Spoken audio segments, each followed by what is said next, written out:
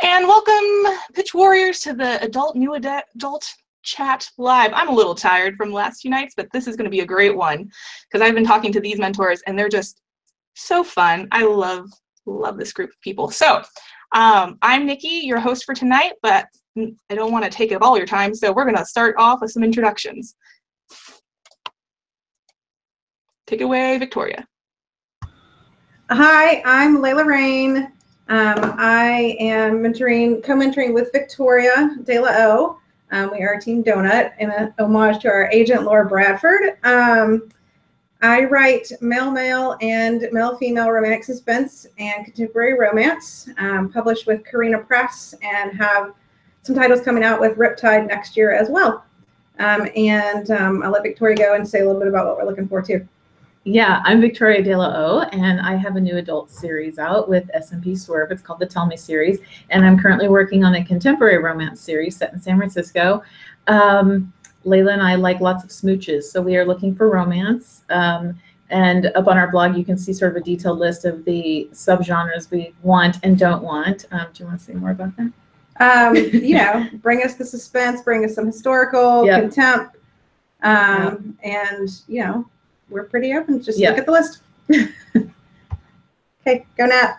Natasha. Hi guys, I am Natasha Rollerson, and apparently this is a Bradford night because I am also represented by the amazing Laura Bradford. I am not published yet. I am also a literary intern at Triada US. I am a freelance editor. And yeah, so I'm looking for some dark romantic suspense or just dark, gritty urban fantasy, kind of just dark and gritty. I'm pretty open to sci-fi, speculative, magic realism, all the good stuff. So, that's your wheelhouse. Hit me up. Hi guys, I'm Jen Blackwood, and I write contemporary romance, mostly romantic comedies and also erotic romance through Entangled, and I have a new firefighter series coming out early next year from Montlake. I'm excited to be on here. Okay, let's see. I am looking for all types of romance. You can see that on my blog, and also fantasy. So if you have fantasy with romance, that'd be really awesome too. But yeah, those are the things I'm looking for. Hi, I'm Katie Hanna. I am co-mentoring with Jamie Nord, who you'll hear from in just a minute. I love cats, and I write science fiction, fantasy, horror, and I've been an intern with the Bent Agency, and I'm a freelance editor, and I have had a couple of agents, currently looking for one. So we are Romance Plus. So if you have spec fic, sci-fi, fantasy, anything like that, like thrillers or, and it has romance in it and we can balance that romance, that's what we're after. Take it away, JR. Hi, I'm JR Yates. I write contemporary romance and some suspense with heavy romantic elements. I'm co-mentoring with Kelly, the fabulous Kelly Siskind, who's mega talented. So we're looking for contemporary romance, and you can see our wish list. And I'm represented by Stacey Donaghy at Donaghy Literary. Next. Well, I'm Jamie. As Katie said, we're mostly looking for romance plus other elements. I freelance edit, used to be an agent's intern for several years, mostly just focus on the editing side now, but we'll be digging into some really fun stuff. Seems like we've got a lot of romance people tonight, so hopefully we'll see. Hi guys, I'm Brighton Walsh. I write new adult and adult contemporary romance and romantic suspense, and recently erotic romance as a co-written new pen name that I started with my writing bestie. I am represented by Mandy Hubbard of Emerald City Literary Agency, and I have been published with St. Martin's Press, Carina Press, Berkeley, And I think that's it. And me. I'm looking for contemporary romance, paranormal romance, romantic suspense. All of your romances come to me. Awesome. As you can see, guys, this is a great lineup for tonight, and it's going to be a great show. So if you have questions, though, from general to specific, hop on Twitter and hashtag it, hashtag Ask Mentor, and our Twitter captain, Kate Azul, will be feeding them to me tonight. We're going to start off with one of my questions, because I've seen on the feed a lot of people asking about, what they're actually submitting. So I wanted to ask you guys, what are your biggest pet peeves in those opening pages when you get your Pitch War submissions? And we will start with JR. Okay. One of my biggest pet peeves is telling. Just telling what the person feels, telling them and not showing. And a lot of exposition those are my pet peeves. So, and bring us on that journey.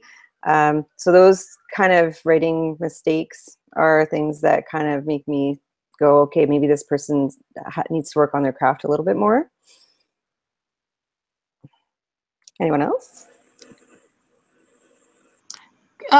Go for it, KT. And actually, everyone, if you want to hop in on this, go for it, because I know everyone definitely has a pet peeve. One of my biggest pet peeves is waking from a dream, how your character looks in a mirror. And you would be surprised with how many of those you get, or a variation thereof. Daydreaming in a college class or something like that. I just be more creative, okay? Please. One of the things I'd like to add to is lots of backstory, like two sentences of action, and it's like, let me tell you about me. Blah blah blah blah blah blah blah blah. That's one of my pet peeves too. Sorry, I just had to add. Take us away, Natasha. Okay. So kind of building off that, don't disguise your prologue as chapter 1 if it's all backstory. That drives me nuts. Because generally, as a rule of thumb for prologues, if I can understand the story without it, just leave it alone. And building off that, also, I don't want to be looking at everything. So give me some action. And it doesn't have to be like a fight scene. Just give me something going on as opposed to everybody just looking at each other and kind of like internal thought. So yeah, those are my pet peeves. Jennifer, do you have thoughts? Yeah, for romance, I don't know, but in previous years, I've seen a lot of openings where it starts with person being cheated on. So just, don't be trite, don't do overused things like that. And also spelling and grammatical errors. If you can't get it right within the first few pages, then probably the rest of your manuscript is going to be a steaming mess. So that's what we assume. Go for it. I don't like to be whiplashed between the query and the first pages. I know we're going to work on the query some, but I would like to see some of the same voice and the characters, and that I'm in the same world. Sometimes the queries and the pages can look like completely different. It's like, who is this character that wasn't ever mentioned in your query? I want to be connected and have a little bit of a preview and then jump into it and feel like I'm reading the same package. Mm-hmm. Yeah, and the voice is so important. If the first few pages you're using a lot of cliches and your voice sounds like every other thing in that genre, then that's going to be tough as well. Awesome. And it's interesting that you mentioned prologues, Natasha, because one of our first questions was from @WriterAnnette on what are thoughts on prologues in women's fiction. But I feel like that could be applied to like any fiction. What are your thoughts on prologues? Anyone else have a strong feeling about those? Would you like to go first, Natasha, again? Or? Oh, sure. No, I was going to say prologues are fine if it's something going on within the story that I guess you can't somehow put in. But if it's just a bunch of backstory to say, okay, this happened prior, you're probably going to be better off spreading that throughout your story as it's necessary, as opposed to info dumping this at the beginning. That's a very good point. Anyone else want to talk on prologues real quick? Otherwise, we have a really fun question from @RunOnGuard. If you could transplant one character from a book into another, who would it be and where would you like to see them? Does anyone have anything that pops into their mind? Well, I would love to see Katniss and Triss, you know, meet. I think that would be interesting. I would love to see that in the cornucopia thing. Anyway, but I'm the YA. You guys don't want to hear that. Anyone have thoughts? Yeah, I do. I would like to see from Six of Crows, Kaz Brecker, and I would like him to meet Rysand from A Court of Mist and Fury, or A Court of Thorns and Roses, because they're both like kind of deceitful a little bit. I feel like they would really click. They'd be besties. Mine is really obscure. I would like to see Tarad from a book called, from a series called The Time Master Trilogy, written by Louise Cooper. And I'd love to have him meet Jim C. Hines's Libriomancer, because I think that would be fantastic. So Tarad is a god of chaos, so it would be really fun. So, yeah, obscure. Anyone else have one of those like mashups they would just love to see? Nope. Okay, so Wait. One more. You do? Okay, go. Really quick, and I'm gonna go all urban fantasy. I would love to see Stark from the Sandman Slim series meet Dresden from the Dresden Files. I think that would be a really, really cool mashup. That does sound really cool. Oh, so we have this one from Amy Jones. Do you want to see an agent ready query, or should she say where she thinks she has issues? Should they tailor it or send as is? Thoughts, anyone? Brighton. I'll go first.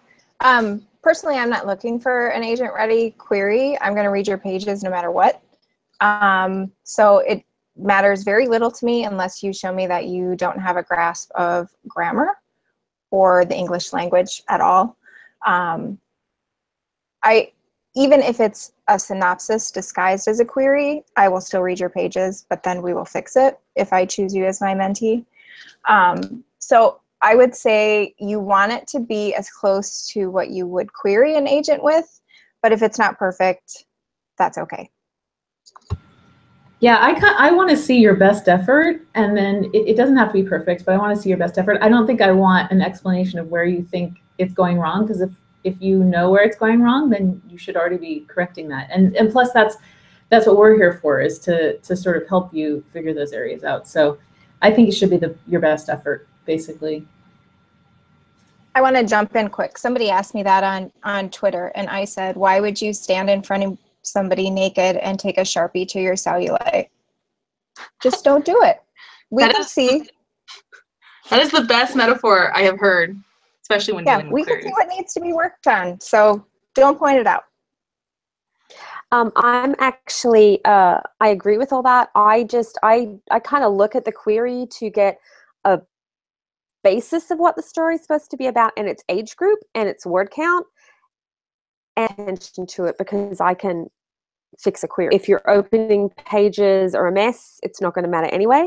And if your opening pages voice doesn't match as it is, like what category it is, then that's a problem too. So that's something I'd say to look out for with your query. Make sure it's reflecting the same voice if you can, or just the age group you're saying it is. Make sure the voice in your page is what it's supposed to be. But that's all I take from a query. So. Awesome. Any more thoughts? Okay, so this is something we're all going to answer, but what is your number one piece of advice for writers trying to make it? And we're going to start with Katie. Me first? Okay. Don't give up. Just keep practicing and keep going and going like an ever-ready bunny. That's pretty much it. You just can't give up. Because if you give up, you're never going to make it.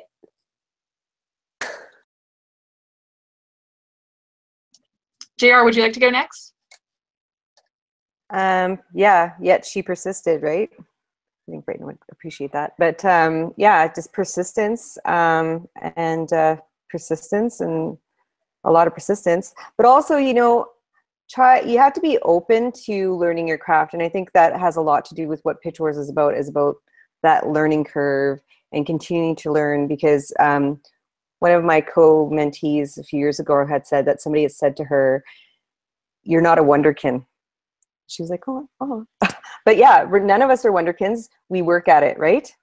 So we have to keep working at it. And that's part of what Pitch Wars is about, is learning more about your craft. And it's such an intense crash course, like, and that's what it's all about to me.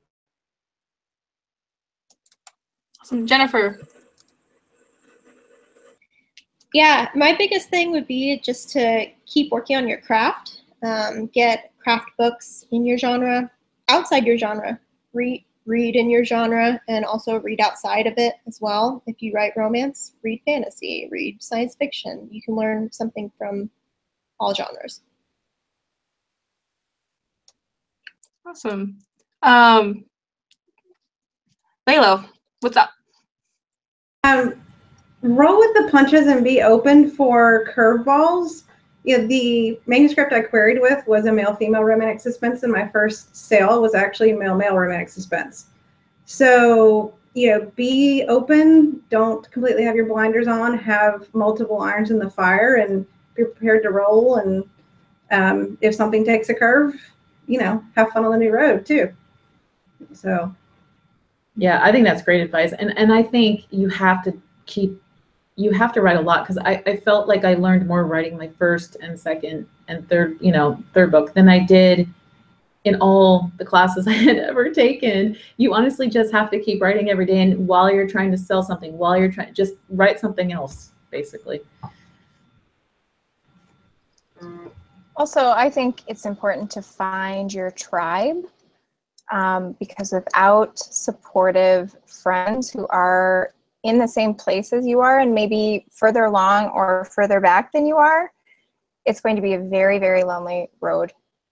And you don't want to be one of those people who are going to go and lay all your business out on Twitter or Facebook. That's what your private groups are for. That's what your texts are for. That's what your DMs are for. So find your tribe and stick with them. Awesome. Jamie, did you want to go next? I think, other than the obvious of really read and think about, as you're reading, what it is that works, and in some cases doesn't work for that story. Like, the most plot by literally reading a 20-book series in back to back to back of the same author to see how they structured the plot arc. Your reading solves so many problems in the long run. Thank you. So we just got some more questions. Did anyone else want to jump in on this before I move on? I will really quick. I also just want to say, in regards to your writing, kind of check your ego at the door. None of us are perfect with our writing, and be open to constructive criticism. That kind of goes with what Brighton said about finding your tribe. Find the people who are going to tell you what's wrong with your writing, what you need to fix in the plot, what you need to do to make it better, not just the people who are going to tell you, oh my God, this is great. You don't want that. Be open to the criticism so you can become that better writer. Thank you, guys. That is great advice. I think everyone, I hope you're taking notes if you're watching. And if you are watching, thank you for tuning in for Pitch Wars Live tonight. And just remember, you can ask us anything on the hashtag. Anything. Well, maybe within reason. So hashtag Ask Mentor, hit us up. And our next question is from @MollyTheGhost. And in your opinion, how useful is it for potential mentees to participate in Pimp My Bio? Who would like to touch on that? I saw Natasha shake her head. I'll be honest. I have a 9-month-old. I'm interning. I'm a full-time student. I'm writing my own stuff. I did not look at any bios. That is not going to persuade me one bit. Do it. It's awesome if you do, because it's going to connect you to the community of Pitch Wars, and other mentee hopefuls will look at it and you guys will get to know each other. But for me personally, as a mentor, it's not going to make or break whether I choose you as a mentee. KT. Yep. I'm right there with her. I think it's great that you do it. I think it's a really good exercise because it also helps you get to know other writers, and I'm sure you're reading each other's. but I'm right along with Natasha. I have a 4-year-old. My husband just had back surgery. My father just had a stroke. I'm a full-time student and I work from home. So yeah, and it's summer, which means my child is at home. Great. So as much as I would have liked to watch, read them, I don't have the time. I'm looking forward to digging into those emails and finding gems everywhere. So I'm excited. Jennifer, did you have something you wanted to add? Yeah. So pretty much, at least for me, which I'm sure a lot of mentors will agree with, like, I put zero emphasis on it first because I don't know if that person is going to submit to me. So I don't want to get my hopes up and be like, this sounds really awesome. And then they don't submit. And then I'm like, oh, then I feel sad. And then, second, it could sound really awesome. And then it's nothing like that. So, I mean, I put zero emphasis on that. I'd rather just see it in my inbox and judge it from that. Yeah. No, I feel the same way. I think all of you guys made great points. So if you want to participate in Pimp My Bio, guys, feel free. It's fun and it's a great way for, I think, potential mentees to get to know each other. But don't expect all of everyone to read them. But it's fun and good for you for participation. And these guys are superheroes. As you can see, they're all volunteering with so much on their plate. So yeah, thank you guys again for all you do. This question is from @Erin_Nichols_Peters, and it's, if you receive an MS that crosses genres, one genre you requested and the other you did not, would you consider it? I see thinking faces. JR. The great answer is it depends. But basically, like, if we specified in our bio that we do not want like historical, or we do not want, but if you're talking about an NA adult thing, I think we would consider it, but we would try to move NA into adult. But if we specify we don't want that, then likely not, unless it wows me. But the reason we say we don't want something is because we're not the best person for it or the best people for it, right? So I've got a really good example of that. 2 years ago, was it 2 years ago? Yeah, 2 years ago, I received a fantastic book. I loved it. I thought it was great, but it was military sci-fi, and I suck at military sci-fi. So I couldn't take it. It ended up going to to a better mentor who actually wasn't on the list, just because my ability with it, I knew I couldn't do it justice. That's why we have our lists. So if you're gonna submit to us, just read our lists, please. We put a lot of thought into it, and that's our list. Echoing what JR said, it really depends, and I know that answer sucks, but it does, and it's, for me personally, it's okay if you want to clarify something with me on Twitter, or list for 2 days to start an AMA in the Pitch Wars forum, and I will eventually, and you can certainly ask me there. But just clarify with me if it sounds like something that would be interesting to me, and it's basically going to be a case-by-case basis. If you want to take a chance on a mentor, you can, but it's probably in your best interest to find someone who fits the best for you. Yeah, I would say, I mean, echoing depends, but too, we put historical romance. I know there's definitely stuff out there that has paranormal elements, for instance, in historical romance. We don't want paranormal. So that would be a cross, for instance, where it wouldn't go for us. You'd be better finding a mentor where both of those things were on their wish list. So it's just an example. Awesome. Now, this one's a cool question, I think, and we had this on an earlier chat. This one's from @Bastion's mom. I didn't see it mentioned on many MSWLs, but how do you feel about the MC/protagonist as an anti-hero? Does anyone have strong opinions about that? I see lots of nodding. Who would like to talk first? Jamie.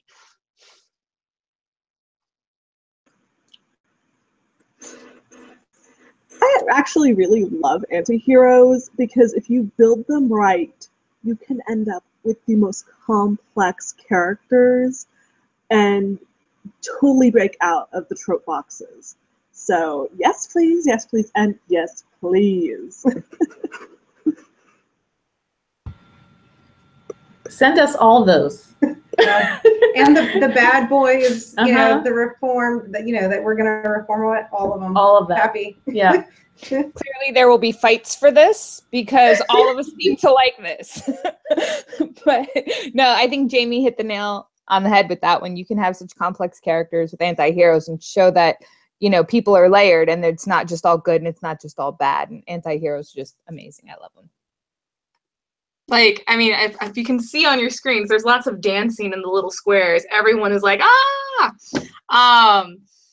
So back to what someone else had asked. Someone's piggybacking off of that with @ST Polish Hook. I apologize if I butcher anyone's Twitter handle. I apologize. If you pitch to one mentor, how likely are they to pass it to another mentor if they think another is better? I think that's a little bit of a case-by-case scenario. There's not one blanket answer, but would someone like to touch on that? Brighton. Okay, so last year we couldn't swap, which was horrifying. But the years before that, the mentors really do try very, very hard to find a home for any manuscript that we love or any manuscript that has spoken to us. So especially if we're not the best mentor for it, we will push it off on other people who we think would be a good fit. That's why we started the adult mentor spreadsheet this year, so that we can see at a glance who's looking for what, any specific things on their wish list at a really quick glance, so that we don't have to go to all the bios. Because if we get anywhere from 50 to 200 submissions, we're not going to have a lot of time to be able to do the swapping.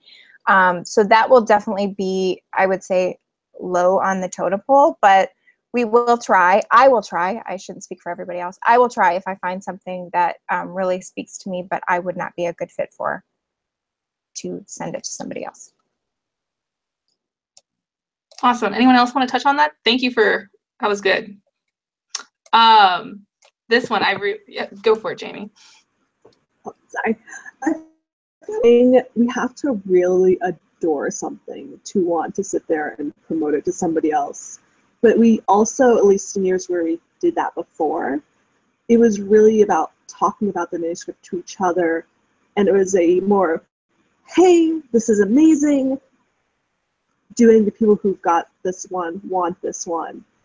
From there, especially for the people, like, there was one year, I'm not going to specify which one, where I was struggling to find something I really connected with, could like, and work with, but finding one that I just really loved wasn't really clicking at first. So I did pull from a few different people's boxes to see if there was something that I would love more, and I ended up actually falling for something that was already in my box, so it worked out. Happened. That's awesome. I love hearing about how everyone like falls in love with their mentee for the first time. It really is like a love story, and it's a beautiful process that just unfolds. This question is really, really cool. From Tiffany Liam Elmer. What did you see a lot of last year that you didn't like or was repetitive in your submissions? Did anyone see any trends? I saw a lot of sports, but I'm not in your category. No one? Was it all different? I can't answer. I took off last year because I was going to give birth in the middle of Pitch Wars, so my mentee wouldn't really have my attention. So I'm kind of, yeah. Last year, I saw a lot of lots of dark romances. A lot of dark subject matter, really intense stuff. Yeah, that's kind of what I noticed last year. Awesome. So as you can see, guys, it was pretty across the board. This question's from Tina. I apologize. I'm not going to try to say your last name. Saw graphic other day describing difference between lit fic and upmarket fiction. How do you define each? I think we were all talking about this before, and yeah. It's like a fine line. It's a fine line. Because I think upmarket fiction basically, it's almost the same as high concept, and you can basically define it in a line with a really cool tagline. Whereas literature fiction or literary fiction, as my professor said, it's something that stays with you throughout the years. And when you go back, you learn something new or you get something new from it each time. Like it hits you more, you know, with the societal things and things like that going on, you know. So it's a fine line, but, you know. I think a lot too, when it comes to defining these categories, I think it's important to understand that it means a lot of different things to a lot of different people. Even editors sometimes have different opinions. So the best thing you can do is just Google educational resources for writers and collect those definitions and try to define them yourself. This is a great question from RubyLou789. Is it okay to start a MS with subplot and not the main plot? And while we're on that, maybe we should talk about inciting incident. I know some people in pitch wars in the past try to put that on page 1. What do you guys think about starting like out of the gate, whereas a slow burn? Anyone want to go first? KT. Well, that really depends on the type of genre too, I think. Like what are you going for? Do you have an action beginner? And I don't just mean by like something occurring. I mean, do you have like a building blowing up? Is that your inciting incident? Stop laughing, Jamie. Yeah, so it really depends for me, but I do want to at least see a hint of it in that first chapter, at least something, for me. Anyway, I want to know that there's something big about to happen, or that's where you leave the first chapter off, preferably. But that doesn't rule it out if the writing is awesome and I'm already like, oh, I have to know more. So. Can I jump in on that? Or somebody had, one of the other mentors had tweeted this, and I can't remember. I thought it was you, Jen, but I maybe not. But they made a really good point. I was taught, sorry, I just read something. I was told first 5 pages, like by an editor, I was told first 5 pages, you have to have your inciting incident. But somebody made a really great point, is you have to care about the characters before you have the inciting incident. And they made a great example out of Harry Potter, right? If he got the letter in the first page, you wouldn't care, but you had to see what his life was like first before that letter arrived to care about this change that was about to happen to him. So I thought that was a really great example. So you want people to care about your character before that happens. I love it. And I love the Harry Potter example. Anyone else want to join in on that? This one is a fun question, and I'm very excited to see. Oh, Jamie, go ahead. Sorry, I keep doing that to you. I feel like when it comes to caring about the character, you have to have some stake in those first 5 pages. It doesn't have to be the big stake, though. You just have to have something to feel like, hey, this story is going to go from where it's at that is interesting. It's the catching that interest factor that's the hard part a lot of times. Awesome. Yeah, no, it's very important that we care in the very early pages. So guys, this question from Susan Burdorf. How much sleep do you get during pitch wars? Sounds like you all work thoroughly with your mentees, and that is cool. I think we should all mention this, but I gotta say, I've had 6 hours in 2 days. So woo! Let's start with Layla and Victoria. Go, take it away, guys.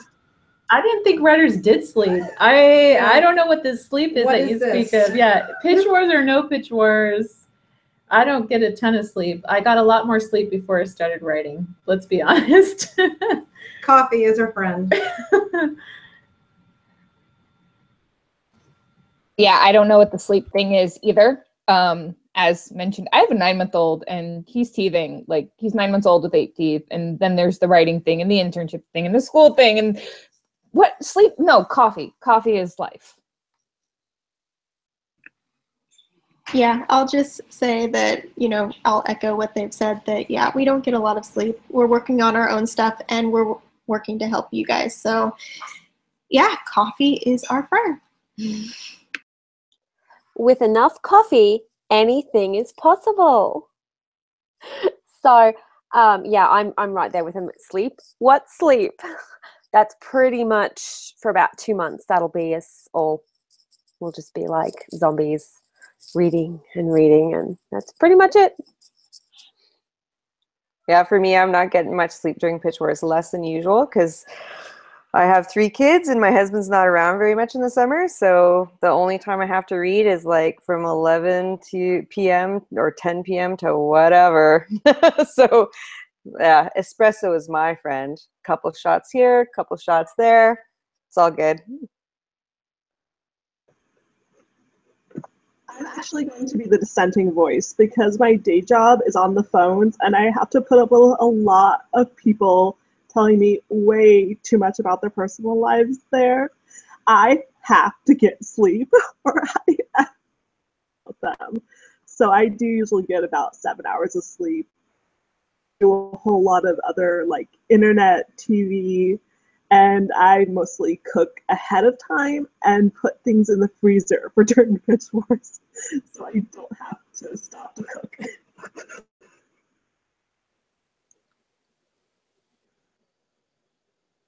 Am I up? Me? Yeah, okay. Jamie cut out, I can hear.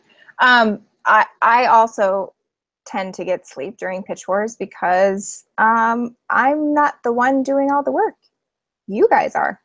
So before we say our mentee picks, yes, that will be definitely lack of sleep during that time because we're reading, 110-page first chapters. That's a lot of reading to do in 2 weeks.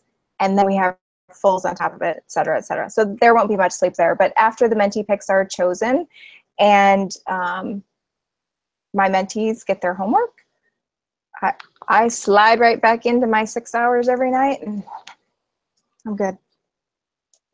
And I just want you all to take a moment to appreciate how amazing and brilliant these mentors are that they're able to function on the lack of sleep. I mean, writers are beautiful, majestic unicorns. So we are over halfway through, so I just have to do a quick, have you gotten your Pitch Wars mug yet? Because they're cool. And Writers Life Apparel is partnering with us this year. And the proceeds from that help, bring new things to Pitch Wars, like the forum that just started and the webinars and all the cool stuff that we can do to help you guys better your craft and build community. The next question comes from Tiffany Leah Elmer again.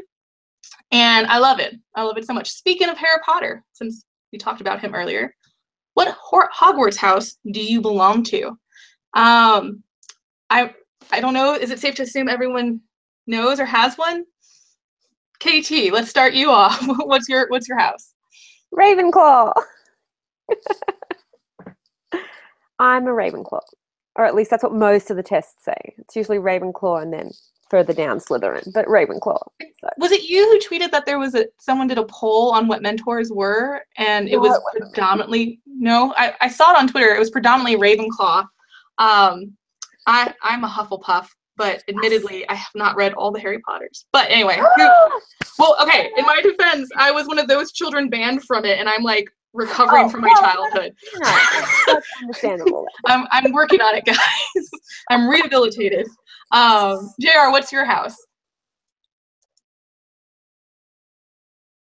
I never took the test for that, but I'm in Harry's house.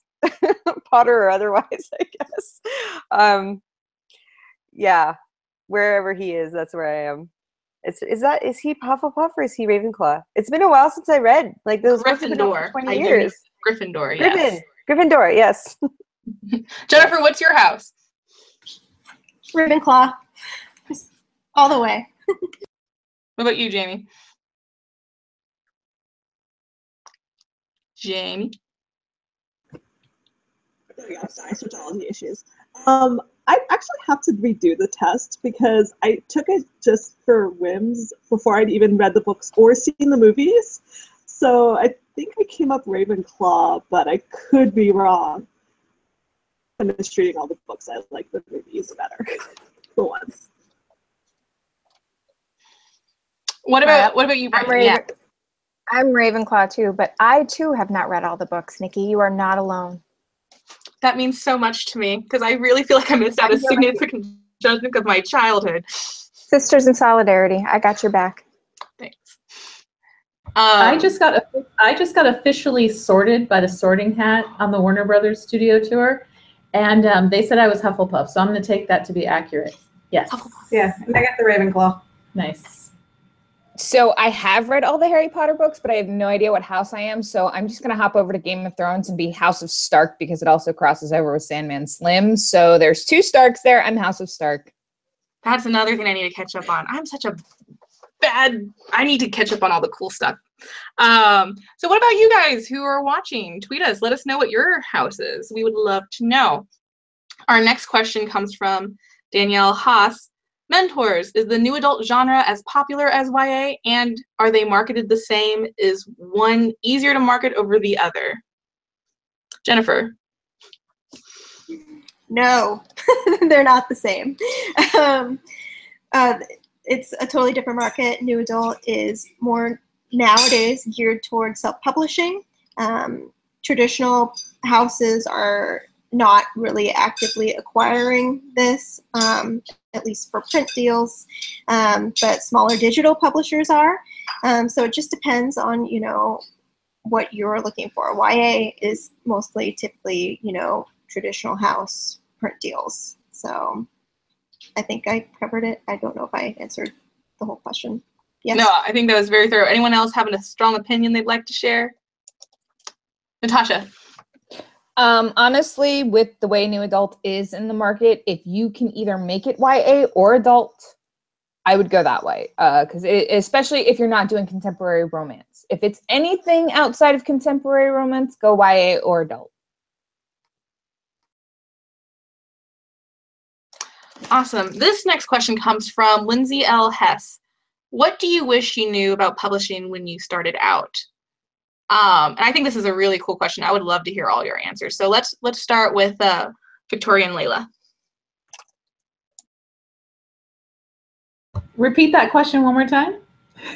What do you wish you knew about publishing when you started out? And let's, like publishing, agenting, the writing industry in general. What do you wish you knew? I personally wish I would have gotten involved with RWA a little bit sooner. That's the Romance Writers America group. That's where I met this one. And we're in the same local chapter. And it was a great forum for meeting other writers who wrote romance. Particularly where we live, it's a little... And so it was nice to find other writers. It's not on the shelves here in the bookstores very much, for instance. So it was really great to find other writers who, like Brighton said earlier, finding your tribe and finding the community.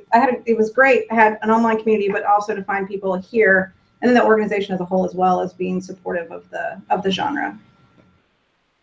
I echo and agree with that. I also kind of wish I would have known how soul-sucking promoting your books was going to be, just because then I feel like I could have some better mechanisms and coping mechanisms to deal with that. Instead, I'm learning the hard way, which is fine. I like all the things I've learned, but I do kind of wish I'd put some of the, I don't know. I just wish I would have geared myself up a little more, maybe. I kind of wish that I would have been less afraid to approach agents, because honestly, they get such a bad rap and they're just people too. And they're really not as scary, guys. I promise. I know it seems like they're these big scary people. They're not. They are, most of them, actually I'll say all of them that I've met, are absolutely amazing and so wanting to help you and so just wanting to dedicate to help the writers out there. So don't be afraid of them like I was. Be yourself, be kind, and just have fun and put yourself out there. I wish I'd known that at each stage I would be a neurotic mess. Like, I just feel like every stage I'm learning more, and once I feel like I know something, the floor is just cut out from under me, like, and I just don't know anything anymore. So I wish I'd known that I would just keep continuing to learn even when I'm published.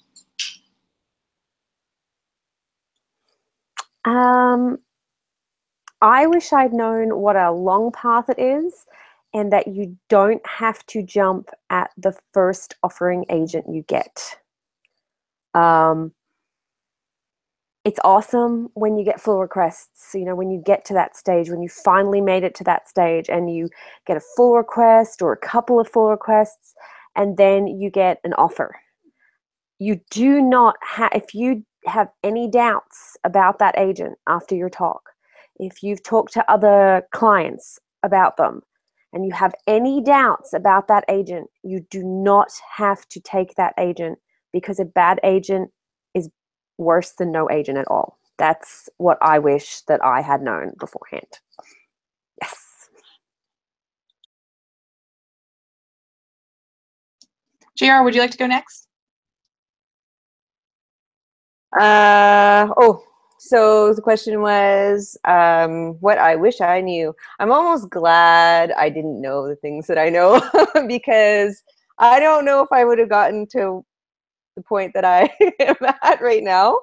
So there's some things I'm really glad I didn't know. I really just focused on the writing at first and did my best work in my best book and found my tribe, and then one thing led to another. And yeah, I guess lots of waiting. And it's not, getting an agent doesn't necessarily 100% mean that you're going to get a deal. It might be 4 books later or 20 or God, who knows, right? It could be the first one, but it's a marathon and not a sprint. Sorry for the cliche, but yeah, I guess I wish I had known about, no, I'm glad I didn't know. So I'm glad I didn't know. I feel like there's always another mountain, no matter where you're at in your career, your writing process, or anything. You're going to find a new challenge as soon as you get past whatever you thought the old challenge was. A constant journey. You can't sit there and compare yourself to anyone else. You can't sit there and say, well, why don't I have that? It works. It's not a competition. It's not a race. You're on your mountain. Put on your hiking shoes. Grab a stick. Be that stick your best friend, critique partners, whoever will help you along that journey. Don't let go.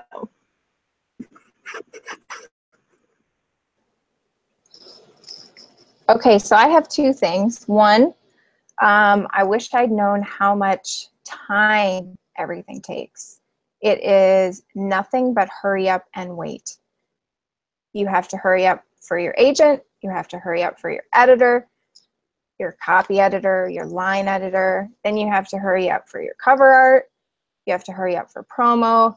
And then you sit and wait and you wait and you wait. That's life. That's publishing, just a whole lot of waiting. The second thing is, and more importantly, I wish that I had learned to celebrate everything. Every step, that I had really sat and when I finished a manuscript, did something, whether it be something small and toasting with a glass of wine, or going out to dinner, or buying a pair of shoes, or whatever you'd like, or just saying, hey, I did this and it's awesome, and not very many people do it. But every step of the way, it's really easy to focus on what's next, just accomplished, and it's very, very easy to overshadow everything that you've done by looking forward to what you haven't done yet.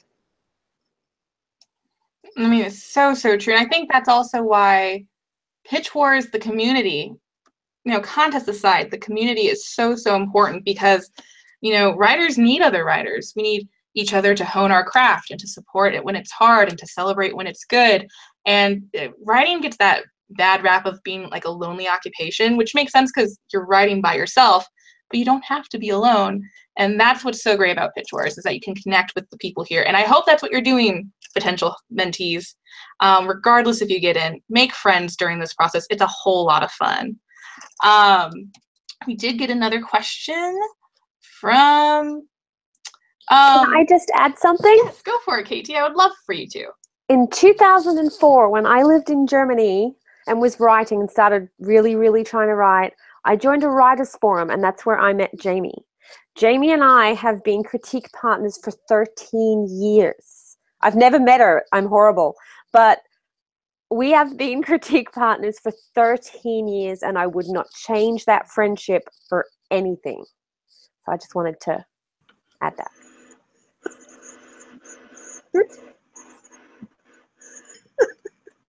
I'm having trouble hearing you, Jamie, unfortunately. But that's beautiful. And I feel like a lot of us do have those deep connections with a lot of writers. That's awesome. So we're getting a bunch of questions here in the last 10 minutes. This is great. So if you are sending questions to #AskMentor, don't worry if it's not answered live. Some of us, if not all, and other mentors will be sure to answer your question on the feed. We have another one from Tiffany, which is, when did you hear about Pitch Wars for the first time? And how did you get involved? What drew you in to participate? And we don't have time for everyone to answer, but would someone like to talk about the first one? Natasha. So I was actually on a forum that still exists, as far as I know, called Agent Query Connect. And they help you so much with your query. And when I was on it, they had a chat room. I don't think they have it anymore. But a bunch of us would go in there, writers talking and everything like that. And somebody brought up Pitch Wars. And it was like, oh, what is that? And I entered on a whim and didn't get in. But, 6 months later, I had an agent. So, yeah, it was complete, like, karma, I guess. I don't know. Kismet. What about anyone else? How did you first hear about Pitch Wars and what made you want to get involved? JR. I had no tribe when I heard about Pitch Wars. I had no social media activity, really. I was told that I had to have a social media presence, so I started getting onto Twitter. And anyways, it was Michelle Hawk, which led me to Kelly DeVos, who told me about it. And I needed help with like certain aspects of my manuscript that I'd have paid people to help me, and I wasn't getting what I needed. And that was that. But yeah, so DeVos and Yates working it out, So. Now, we just got a romance question, which I'm super excited about because a lot of you are romance writers. When there is romance, when there is a romance subplot, how much is too much versus not enough for you? Brighton, would you like to go first? Sorry, In my Jennifer, world, did there you is no continue? such thing. Oh, Sorry. sorry. No, go ahead. Who's Sorry. going? I can't tell who wanted to talk. Yeah, go for it. Okay. For me, romance is not a subplot. It is the plot. There is no such thing as too much romance. I'm taking just romance, so that's it. Jennifer, what do you think? I agree, but also, it depends on the book. I mean, romantic comedies can also have different subplots other than the romance, hijinks, all that good stuff. So it just depends, but romance should be focused if it's a romance. Just echoing what Brighton said. Awesome. Anyone else? KT. Go for it, Jamie. Whoever wants to talk romance, like everyone loves romance, go for it. The key is, especially if you're doing something with your romance, be this a sci-fi romance or anything else, is figuring out where you would send it, what books are like yours. If, for example, you're looking at like the Mira Harlequin line they used to have versus the fantasy, for example, romance to include. I always suggest, really, when I sit down to work on a new project of my own, sit there and think, if I were submitting it to a publisher, how to balance the different plot arcs. Oh, thank you. Anyone else? Katie, did you still want to jump in on that, or? Yeah, mine was just because we're kind of looking for romance, plus we want like a speculative fiction or thriller like side to it. We want to balance them really kind of integrally. We don't want just romance, and we don't want just spec fic. We want it to be balanced. So, yeah, have a nice Natasha. I love you, Katie. So I'm not necessarily looking for romance first and foremost. I don't mind if it's the first thing, and I don't mind if it's a subplot, and I don't mind if it's not there at all. I just want a good story, and I kind of want it dark and gritty. And I just, when it comes to how much is too much or how much is not enough, it depends on what you're writing and what you're going for. So it's making sure you know what you're writing, who your target audience is, and what you want to do with what you're writing.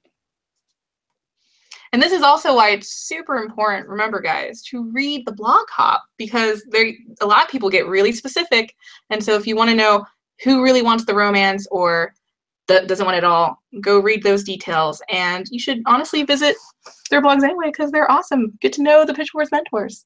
Okay, so we only have time for maybe like 1 or 2 questions left. This one's,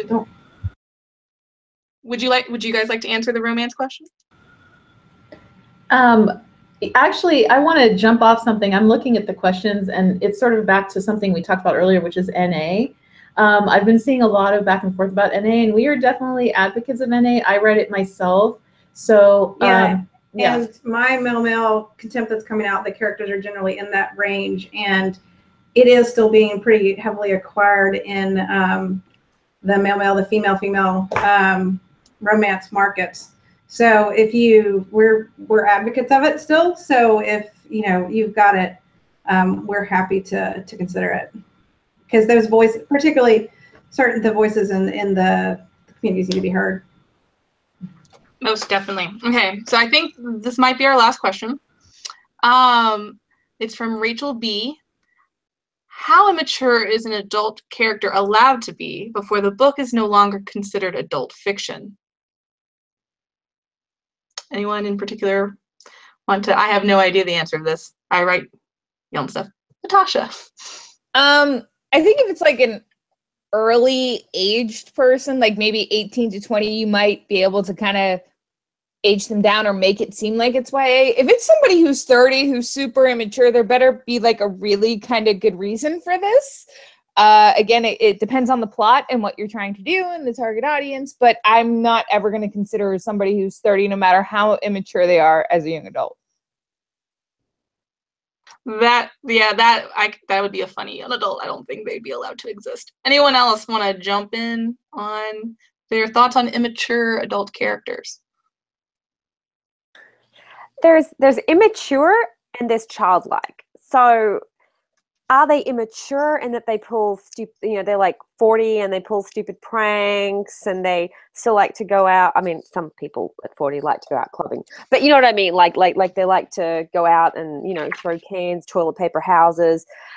That's immature, but are they childlike? Like if they're childlike and they behave as if they're a 16-year-old, then something's wrong. You should either be writing YA or you need to age them up. But if they're just immature, that's a different thing. So, yeah.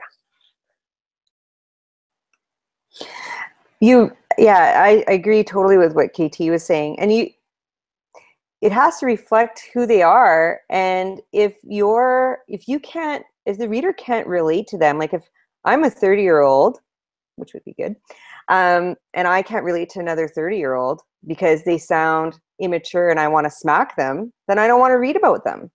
You know what I mean? Like if they're like, I'm an honest person, and like sometimes I'm just like, get it together, woman. But right, so like, what are we talking about? But I had somebody say to me once, like, character spoke to her sister, she was a bit more childlike, but that to me was, okay, how do your tone changes according to who you speak to, right? Your register changes, that's speech pathology talk, but it changes according to who you're talking to. But it's for me, if it doesn't reflect, if it's not a character that I want to read about, I'm not going to read them.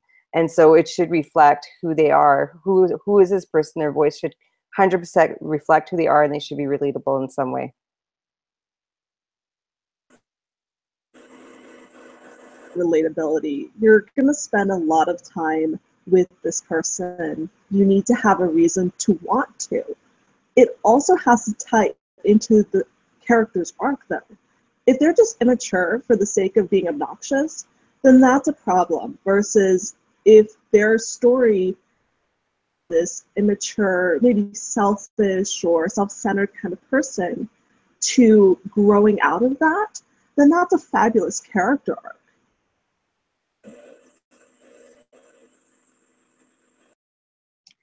I think we lost your audio at the end, Jamie, but I did hear most of that, which it is important on the arc, and this is all wise advice. I really hope you guys took notes. If you have more questions, hit these lovely, amazing mentors up on Twitter, but we are at the end of the hour. I just want to say thank you to everyone for joining us and sharing your wisdom. You guys are so wise, and I just am in awe of you every time I get to chat with you. Thanks for letting me into the cool new adult kids club. It was really nice chatting with you all. And for everyone else, thank you again for joining in. We'll see you on the Twitter feed. Have a good night, guys, and stay tuned for more episodes of Pitch Wars Live.